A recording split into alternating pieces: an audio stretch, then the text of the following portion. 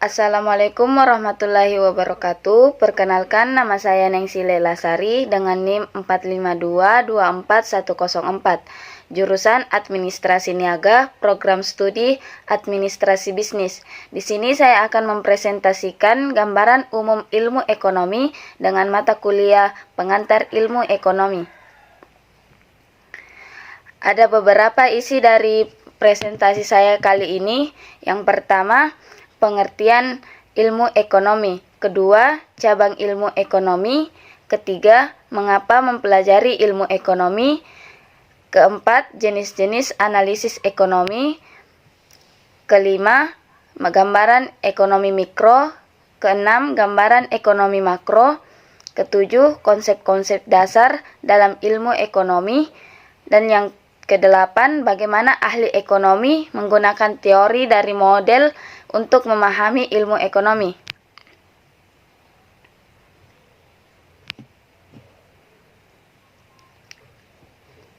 Selanjutnya, yang pertama, definisi ilmu ekonomi. Apa sih definisi ilmu ekonomi itu?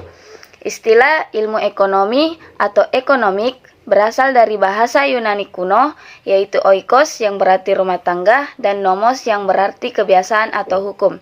Gabungan kedua kata ini mengandung arti aturan atau kebiasaan dalam rumah tangga. Banyak ahli mendefinisikan ilmu ekonomi. Meski demikian, salah satu definisi ilmu ekonomi adalah kegiatan yang berkaitan dengan produksi, konsumsi, dan pertukaran barang. Definisi ilmu ekonomi yang lain adalah ilmu yang mempelajari tentang bagaimana menggunakan sumber daya yang terbatas untuk menghasilkan tingkat kepuasan dan maksimal, dan bagaimana perusahaan memilih kombinasi input serta besaran jenis komoditas yang diproduksi, kemudian menyalurkan bermacam komoditas tersebut ke konsumen akhir untuk dimanfaatkan nilai gunanya. Selanjutnya yang kedua, cabang ilmu ekonomi. Ilmu ekonomi merupakan cabang ilmu sosial yang memiliki kajian yang luas. Sudut pandang tersebut kemudian melahirkan berbagai macam-macam ilmu ekonomi, diantaranya yang pertama, ilmu ekonomi moneter merupakan cabang ilmu ekonomi yang mengkaji tentang keuangan. Kedua, ilmu ekonomi publik adalah cabang ilmu ekonomi yang mengkaji tentang kebijakan publik yang dihasilkan oleh negara. Ketiga, ilmu ekonomi industri ialah cabang ilmu ekonomi yang membahas tentang persoalan-persoalan tentang industri di dalam sebuah wilayah. Keempat, ilmu ekonomi internasional adalah bidang ilmu ekonomi yang mengkaji pemanfaatan sumber daya alam yang kegiatan perekonomian. Keenam, ilmu ekonomi sumber daya manusia merupakan kajian ilmu ekonomi yang berfokus pada penggunaan sumber daya manusia dalam bidang perekonomian. Dan yang terakhir, ilmu ekonomi syariah adalah bidang ilmu ekonomi yang mengkaji aspek ekonomi dengan memasukkan unsur syariah atau ajaran Islam. Selanjutnya, ketiga, mengapa mempelajari ilmu ekonomi? Ilmu ekonomi muncul karena adanya permasalahan kebutuhan yang dihadapi oleh manusia. Tidak bisa dipungkiri bahwa jumlah kebutuhan keinginan tidak terbatas. Banyak manfaat yang diperoleh setelah mempelajari perilaku manusia dalam bidang ekonomi. Dengan dimengertinya perilaku manusia atau perilaku konsumen, kegiatan manusia dapat diprediksi atau diperkirakan ke depannya. Hasil prediksi ini dapat menjadi dasar bagi seseorang untuk melakukan perencanaan bisnis, penentuan harga, menyusun strategi pemasaran, dan membuat kebijakan sumber daya manusia. Selain alasan dapat memahami perilaku konsumen, masih terdapat alasan lain mengapa ilmu ekonomi sangat penting. Dengan mempelajari ilmu ekonomi, seseorang dapat menganalisis penyebab munculnya berbagai permasalahan ekonomi yang muncul di lingkungan sekitar baik di tingkat lokal maupun di tingkat internasional. Selanjutnya yang keempat, jenis-jenis analisis ekonomi. Secara garis besar, analisis ekonomi dapat menjadi tiga, yaitu ekonomi deskriptif, di mana merupakan cabang ilmu ekonomi yang menjelaskan keadaan yang sebenarnya, dan wujud perekonomian. Ekonomi deskriptif tidak berandai-andai dalam menilai suatu situasi ekonomi. Contoh ekonomi deskriptif adalah analisis mengenai keadaan petani di Sulawesi Selatan. Yang kedua, teori ekonomi adalah perspektif yang menjelaskan bagaimana hubungan ada antara kegiatan ekonomi dan ramalan peristiwa. Teori ekonomi muncul jika keadaan yang mempengaruhinya berubah. Dalam kajian teori ekonomi yang diterangkan adalah gambaran ekonomi. Yang ketiga, ekonomi terapan. Ekonomi terapan merupakan cabang ilmu yang lazim dikenal dengan teori kebijakan ekonomi. Teori kebijakan ekonomi merupakan bidang ilmu yang mengkaji tentang kebijakan terhadap masalah-masalah ekonomi yang terjadi di dalam suatu wilayah. Filosofi yang berlaku dalam ekonomi terapan adalah kebijakan yang harus diwujudkan sehingga permasalahan ekonomi dapat teratasi. Implementasi ekonomi terapan dapat dilihat jika di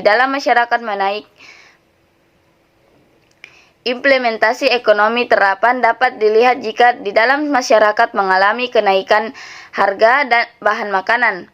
Untuk mengatasi kondisi ini, permasalahan ekonomi terapan perlu diaplikasikan baik untuk solusi jangka pendek maupun aspek jangka panjang. Selanjutnya yang kelima, gambaran ekonomi mikro. Bagaimana sih gambaran ekonomi mikro? Hal yang harus dipahami terlebih dahulu dalam mempelajari ilmu ekonomi adalah ekonomi mikro. Secara harfiah, mikro berasal dari bahasa Yunani yaitu mikros yang berarti kecil.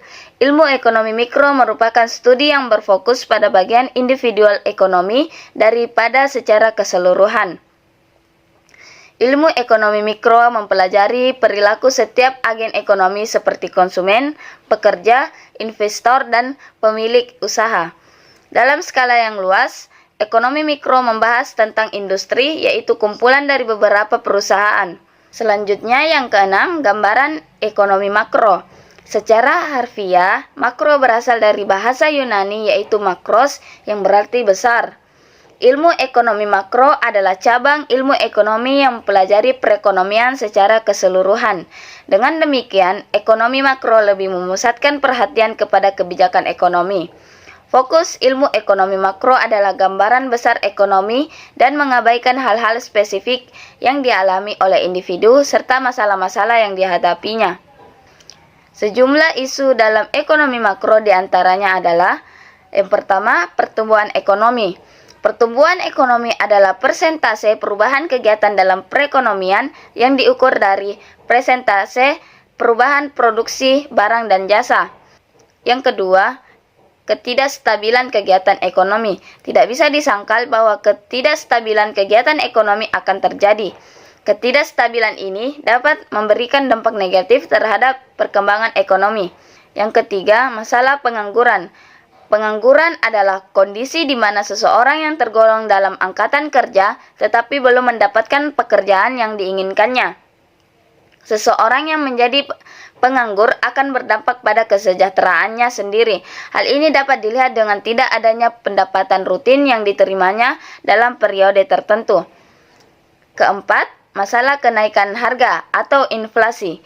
Inflasi merupakan peristiwa kenaikan harga-harga yang terjadi secara terus-menerus di suatu wilayah. Inflasi perlu dikendalikan dalam suatu wilayah agar tidak memberikan dampak negatif kepada masyarakat. Pemerintah perlu menyiapkan strategi untuk mencegah angka inflasi yang tinggi. Dan yang terakhir, neraca perdagangan dan neraca pembayaran. Suatu negara harus memiliki kegiatan perdagangan dalam bentuk ekspor-impor. Dengan adanya kegiatan ekspor-impor ini, aktivitas ekonomi dapat terbentuk. Setiap aktivitas kegiatan ekspor-impor ini akan dicatat dalam neraca perdagangan dan neraca pembayaran. Selanjutnya yang ketujuh, konsep-konsep dasar dalam ilmu ekonomi. Konsep dasar dalam ilmu ekonomi meliputi 3 hal, yaitu kelangkaan, pilihan-pilihan, dan biaya kesempatan. Yang pertama, kelangkaan. Kelangkaan merupakan sebuah peristiwa ekonomi. Kelangkaan dapat dipahami sebagai terbatasnya stok barang yang tersedia di masyarakat. Terjadinya kelangkaan memberikan efek psikologis terhadap masyarakat. Efek psikologis ini dikenal dengan FOMO atau Fear Out Missing Out, yang artinya takut kehabisan. Karena masyarakat mengalami FOMO, mereka akan menyerbu stok barang di pasaran. Akibatnya, stok barang yang menjadi langka dan sebagian masyarakat tidak memperoleh barang. Yang kedua, pilihan-pilihan atau choices. Pelaku ekonomi harus membuat pilihan-pilihan disebabkan adanya kelangkaan sumber daya manusia. Pilihan yang dibuat ini tidak hanya berlaku bagi konsumen, tetapi juga berlaku pada pelaku bisnis dan pemerintah. Dalam kehidupan yang nyata, mau tidak mau para pelaku ekonomi harus membuat pilihan tentang waktu dan uang yang dimiliki. Yang ketiga, biaya kesempatan, opportunity cost. Biaya kesempatan adalah biaya yang timbul akibat Anda mengorbankan kesempatan lainnya. Dalam peristiwa ekonomi, Anda harus mempertimbangkan konsep biaya kesempatan. Nah, yang terakhir, bagaimana ahli ekonomi menggunakan teori dan model untuk memahami isu ekonomi. Salah satu dari ahli ekonomi ternama di abad 21, yaitu John Maynard Keynes, menjelaskan tentang ekonomi adalah bukan hanya sebuah mata kuliah tetapi juga cara berpikir. Keynes, sebagaimana yang ditunjukkan gambar 1, menulis di dalam pengantar buku para ahli ekonomi yang menyatakan bahwa ekonomi merupakan sebuah metode daripada sebuah doktrin. Sebuah teori adalah sebuah representasi sederhana tentang bagaimana dua atau lebih variabel berinteraksi satu sama lain. Tujuan sebuah teori adalah untuk mengambil sebuah isu dunia yang kompleks dan menyederhanakan isu tersebut ke dalam bagian-bagian penting. Sebuah teori yang bagus adalah teori yang sederhana untuk dapat dimengerti dan sementara cukup kompleks untuk menangkap faktor-faktor kunci atau situasi yang sedang dipelajari. Nah, sebagai contoh, sebuah model yang bagus di dalam ekonomi tergambarkan dalam diagram aliran melingkar sebagaimana ditunjukkan pada gambar 1, yang dimana menjelaskan ekonomi terdiri atas dua grup, yaitu rumah tangga dan perusahaan, yang saling berinteraksi pada dua pasar, yaitu pada barang dan jasa, yang mana perusahaan menjual dan rumah tangga membeli, dan pasar tenaga kerja, di mana perusahaan menjual tenaga kerja kepada perusahaan bisnis atau pekerja lainnya. Dalam diagram aliran melingkar, perusahaan memproduksi barang dan jasa yang mana akan mereka jual ke rumah tangga dengan mengharapkan pendapatan. Hal ini ditunjukkan pada bagian lingkaran paling luar dan mewakili dua sisi untuk pasar produk. Sebagai contoh, pasar untuk barang dan jasa di mana sebagai permintaan rumah tangga dan penawaran perusahaan. Rumah tangga menjual tenaga kerja mereka sebagai pekerja kepada perusahaan dengan harapan untuk memperoleh upah, gaji, atau keuntungan lainnya. Jadi, kesimpulan dari materi saya kali ini yaitu ilmu ekonomi merupakan ilmu yang mempelajari bagaimana memperoleh sumber daya, mengelola sumber daya tersebut, kemudian hasil olahan sumber daya itu dipergunakan untuk memenuhi kebutuhan masyarakat luas. Ilmu ekonomi merupakan salah satu ilmu yang dipelajari dan dipahami. Hal ini dikarenakan dengan ilmu ekonomi, seseorang dapat mengerti akan perilaku ekonomi yang timbul di dalam masyarakat. Di dalam dunia nyata, terdapat banyak cabang ilmu ekonomi, diantaranya adalah ekonomi industri, ekonomi publik, ekonomi internasional, ekonomi sumber daya alam, dan ekonomi syariah. Selain itu, belajar ilmu ekonomi dapat membantu individu untuk menganalisa penyebab munculnya berbagai permasalahan ekonomi. Ilmu ekonomi mengkaji dua perspektif secara umum, yaitu perspektif ekonomi makro dan perspektif ekonomi mikro.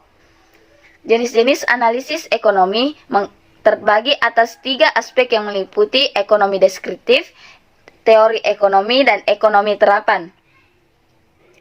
Teori ekonomi dapat dibedakan menjadi teori ekonomi mikro dan teori ekonomi makro. Ekonomi makro adalah cabang ilmu ekonomi yang mempelajari ekonomi secara keseluruhan.